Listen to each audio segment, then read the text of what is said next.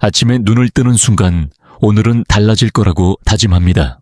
하지만 아무 이유 없이 떠오르는 한 사람의 얼굴. 이미 오래전에 떠난 사람인데 머릿속에서는 여전히 자리를 차지합니다. 그는 연락하지도 않고 다시 다가오지도 않았습니다.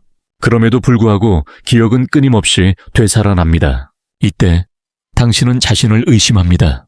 나는 왜 아직도 붙잡혀 있는 걸까? 이건 단순한 그리움일까? 아니면 운명 같은 신호일까? 아니면 내가 벗어났다고 믿으면서도 여전히 과거에 묶여 있는 걸까? 여기서 중요한 사실이 있습니다. 당신은 결코 이상한 게 아닙니다. 그저 인간일 뿐입니다. 강렬한 경험은 쉽게 사라지지 않습니다. 특히 감정과 에너지가 얽힌 관계라면 더더욱 그렇습니다. 칼 융은 주의가 향하는 곳에 에너지가 흐른다고 말했습니다. 당신이 계속 그를 떠올릴수록 의도와 상관없이 그 관계에 힘을 불어넣는 것입니다. 비록 현실에는 존재하지 않아도 머릿속에서는 여전히 살아있는 것처럼 느껴지는 이유입니다. 여기서 우리는 착각과 마주하게 됩니다. 많은 이들이 강렬한 감정을 운명으로 받아들입니다. 그러나 사실은 뇌가 익숙한 것을 반복적으로 찾기 때문입니다. 익숙함은 때때로 고통스러운 기억조차도 안전하게 느끼게 만듭니다. 그래서 당신은 그 사람에게 중독된 게 아니라 그와 함께 일어난 화학 반응에 중독된 것입니다. 이제 당신에게 필요한 질문은 바뀌어야 합니다. 그도 나를 생각할까가 아니라 내가 그를 떠올릴 때 어떤 감정을 느끼는가? 그 생각이 평온을 주는가? 아니면 불안을 불러오는가? 희망을 주는가? 아니면 공허함을 남기는가? 우주는 당신의 소망이 아니라 감정의 주파수에 반응합니다. 두려움과 갈망 속에 진동한다면 같은 파장을 불러올 뿐입니다. 반대로 평화와 자존감을 선택할 때 새로운 현실이 열리기 시작합니다. 이건 단순한 위로가 아닙니다. 우리의 신경체계는 새로운 경험을 통해 재프로그래밍 될 수 있습니다.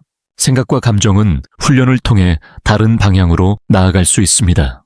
그러니 놓아준다는 건 단순히 있는 게 아닙니다. 머리와 몸을 다시 훈련시켜 더 건강한 패턴을 배우도록 만드는 과정입니다. 그러나 마음은 스위치를 켜고 끄듯 단순하지 않습니다. 오늘 결심했다고 내일 바로 자유로워지지는 않습니다. 여전히 그리움은 찾아옵니다. 때로는 밤중에 불쑥 그의 이름이 떠오를 수도 있습니다. 중요한 건 억누르지 않고 흘려보내는 법을 배우는 것입니다. 억누르면 막힘이 되고 흘려보내면 힘이 됩니다. 그 차이를 아는 순간 조금씩 자유가 시작됩니다. 여기서 작은 연습 하나를 제안합니다. 그에게 하고 싶은 말을 종이에 적어보세요. 다듬지 말고 감추지도 말고 그냥 흘러나오는 그대로. 그리고 그것을 보내지 마세요. 그건 그에게 말하기 위함이 아니라 당신을 해방하기 위함입니다. 감정을 눈앞에 글자로 마주하면 이해가 시작됩니다. 그리고 이해는 놓아주는 첫 단계가 됩니다. 당신이 느끼는 모든 감정은 약함의 증거가 아닙니다. 오히려 살아있다는 증거입니다. 중요한 건 그 감정을 어떻게 다루느냐입니다. 그것이 당신을 파괴할 수도 있고 변화시킬 수도 있습니다. 그러니 스스로에게 이렇게 속삭이세요. 나는 여전히 무언가를 느끼고 있지만 그건 괜찮다. 나는 이 감정을 이름 붙이고 흘려보낼 수 있다. 나는 점점 자유를 되찾고 있다. 이 영상이 끝날 무렵 당신은 알게 될 것입니다. 왜 그는 여전히 머릿속에만 있고 삶에는 없는지. 그리고 그 답은 당신의 내면 깊은 곳에서 시작된다는 사실을. 어느 날은 아무렇지 않게 하루를 보내다가도 불시에 과거의 그림자가 당신을 붙잡습니다. 라디오에서 흘러나온 오래된 노래 한 곡, 길모퉁이에서 스친 익숙한 향기, 혹은 화면 속에서 우연히 본 그의 이름. 잊었다고 믿었던 기억은 봉인처럼 풀려 다시 당신 앞에 나타납니다. 그리고 그 순간 당신은 다시 묻습니다. 이건 우연일까? 아니면 운명의 신호일까? 그러나 현실은 조금 다릅니다. 그 장면은 미완의 이야기일 뿐입니다. 끝내지 못한 대화, 마침표 찍히지 않은 장면, 해결되지 않은 감정. 무의식은 그것들을 완결시키려 하면서 계속 반복합니다. 그래서 당신은 마치 우주의 메시지를 받는 듯 느끼지만 사실은 내면의 상처가 목소리를 내고 있는 것입니다. 칼 융은 무의식이 삶을 지배할 수 있다고 말했습니다. 우리가 그것을 의식으로 끌어내지 않는다면 우리는 그것을 운명이라 부르며 끌려가게 됩니다. 당신이 지금 겪는 이 혼란은 바로 그 무의식의 작동 방식입니다. 여기서 중요한 착각이 있습니다. 강렬한 감정은 곧 사랑이라고 믿는 것.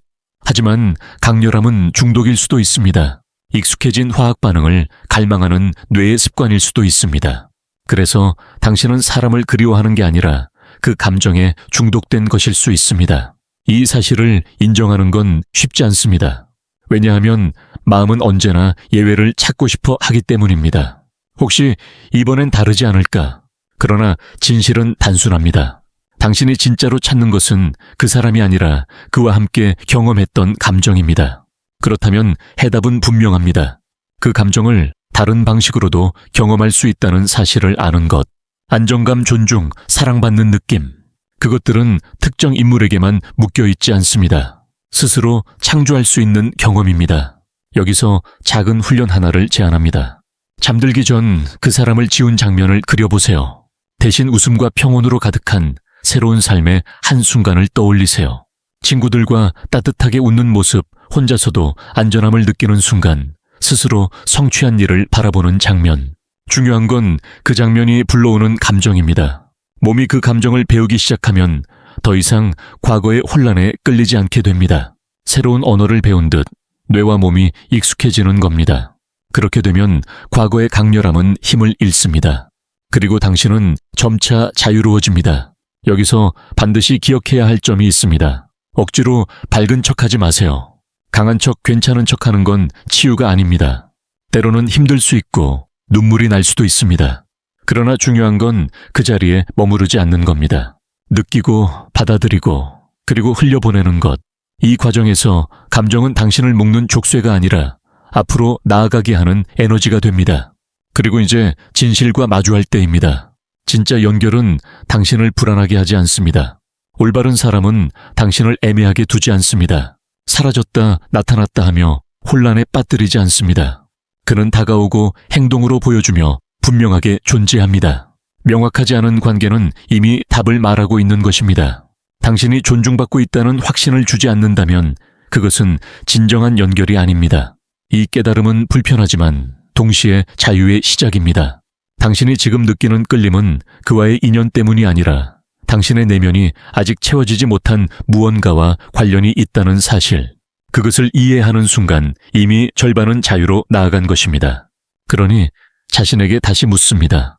내가 이 생각을 할 때 나는 더 강해지고 있는가? 아니면 여전히 같은 곳에서 맴돌고 있는가? 그리고 그 답을 정직하게 받아들일 때 비로소 새로운 길이 열립니다. 당신의 에너지는 다시 흐르기 시작합니다. 머릿속에서 그를 반복하는 대신 당신의 존재를 채우는 쪽으로. 이것이 바로 전환점입니다. 시간이 흘러 어느 날 당신은 깨닫게 됩니다. 이 모든 이야기는 사실 처음부터 그 사람에 관한 것이 아니었다는 것을. 언제나 중심은 당신 자신이었습니다. 당신이 그리워한 건 한 개인이 아니라 그를 통해 경험하고 싶었던 사랑의 방식이었습니다. 그리고 그 사실을 인정하는 순간 시선은 바깥이 아니라 안으로 돌아옵니다. 칼융은 무의식을 의식으로 만들지 않으면 우리는 그것을 운명이라 부른다고 했습니다.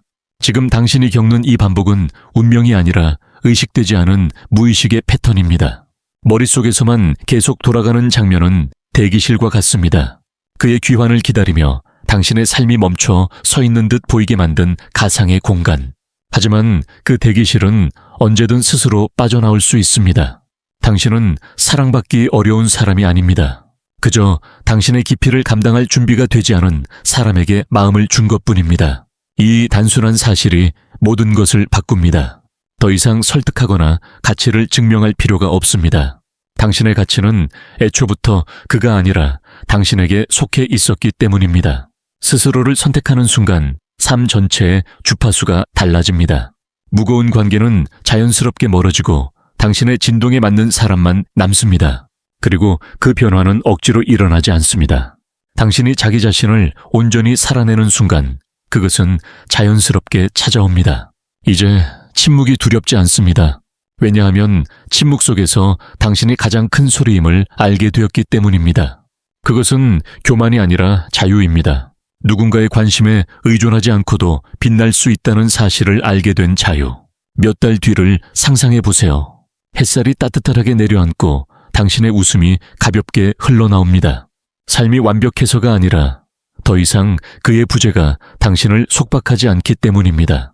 거울 속 자신을 바라보며 속삭입니다. 나는 이제 충분하다. 그리고 만약 우연히 그가 다시 나타난다면 당신은 예전처럼 흔들리지 않을 겁니다. 심장이 요동치지 않고 대신 평온이 찾아올 것입니다. 그는 더 이상 당신의 공기를 결정하지 않습니다. 왜냐하면 당신은 이미 스스로 호흡하는 법을 배웠기 때문입니다. 이제 마지막 질문을 던질 때입니다. 왜 그는 당신의 머릿속에만 있고 삶에는 없는 걸까요? 답은 명확합니다.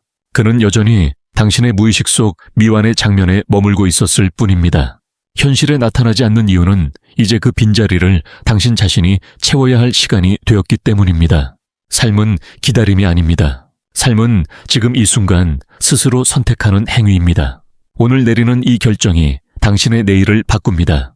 다시는 스스로를 저버리지 않겠다고 다짐할 때 자유는 시작됩니다. 그리고 그 자유 속에서 당신은 알게 될 것입니다. 사랑은 추적해야 할 대상이 아니라 당신이 살아내는 방식이라는 것을, 머릿속에서만 맴돌던 그림자를 내려놓고 삶 속에서 자신을 주인공으로 세우는 것, 그것이 바로 전환점입니다. 그러니 이제는 더 이상 묻지 마세요. 왜 그는 여기 없는 걸까? 대신 이렇게 물어보세요. 왜 나는 나타나지 않는 사람에게 내 안의 공간을 내어주고 있는 걸까? 그리고 그 에너지를 되찾으세요. 그 자리는 원래부터 당신의 것이었습니다. 머릿속의 메아리를 내려놓을 때 삶은 새 장을 엽니다. 그리고 그 순간 당신은 더 이상 흔들리지 않는 존재가 됩니다. 벽을 쌓아서가 아니라 뿌리를 깊이 내렸기 때문입니다. 그 뿌리에서 비롯된 안정감은 어떤 폭풍에도 흔들리지 않습니다. 이제 당신은 알게 되었습니다. 왜 그는 머릿속에만 있고 삶에는 없는지. 그 이야기는 그에 관한 것이 아니라 언제나 당신 자신에 관한 것이었음을. 그리고 바로 지금 당신은 조종권을 되찾았습니다. 다시는 과거의 메아리에 끌려가지 않고 스스로 삶을 써 내려갈 수 있습니다. 이것이 진짜 자유입니다. 누군가에게 가치를 구걸하지 않고 스스로 존재의 힘을 지키는 것. 바로 지금 당신은 그것을 선택할 수 있습니다.